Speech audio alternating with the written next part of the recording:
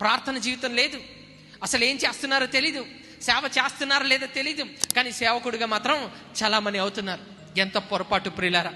ఈరోజు చాలామంది తమ జీవితాల్లో మునిగిపోయి, లోకాశల్లో మునిగిపోయి, లోకంతో మునిగిపోయి బిజీ బిజీ బిజీ బిజీ అని అంటూ నిజంగా దేవుడిచ్చిన అద్భుతమైన సమయాన్ని వృధా చేసుకునే వాళ్ళు చాలామంది ఉన్నారండి.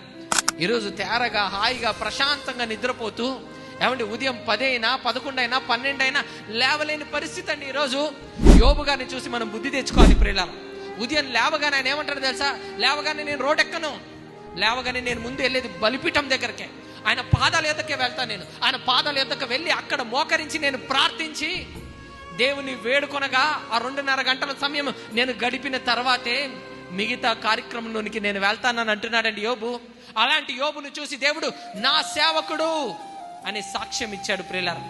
ఈరోజు మీ ప్రార్థన జీవితం ఎలా ఉందో ఈ రోజు రాత్రి మిమ్మల్ని మీరు ఆత్మ పరీక్షణ చేసుకోవాలండి. ఉదయం లేవగానే రోడ్ ఎక్కుతున్నారా?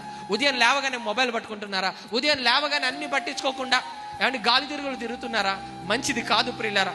అది కాదండి ఆత్మీయత, అది కాదండి మనం సంపాదించుకోవాల్సింది. యోబు వలె మనం సంపాదించుకోవాల్సింది ఏంటో తెలుసా? ఆయన బలిపీఠం దగ్గర కూర్చొని ఆయనతో సమయం గడిపే ఒక సేవకులు కావాలండి దేవునికి. దేవునితో సమయం గడిపే వారు కావాలండి దేవునికి. ఈరోజు మనము ప్రార్థన అంతే నిర్లక్ష్యం, పడుకొని ప్రార్థన చేసేవాళ్ళు, ప్రార్థన చేసుకోకుండా ఉండేవాళ్ళు, ప్రార్థన నిర్లక్ష్యం చేసేవాళ్ళు, ప్రార్థన పోస్ట్పోన్ చేసేవాళ్ళు. ఇలా ఉంటే ఎప్పుడు ప్రియులారా బలిపీఠం యొక్క విలువను అర్థం చేసుకుంటాం. ఏమండి, నీ కుటుంబం రక్షించబడాలంటే బలిపీఠం యొద్దే కూర్చోవాలండి.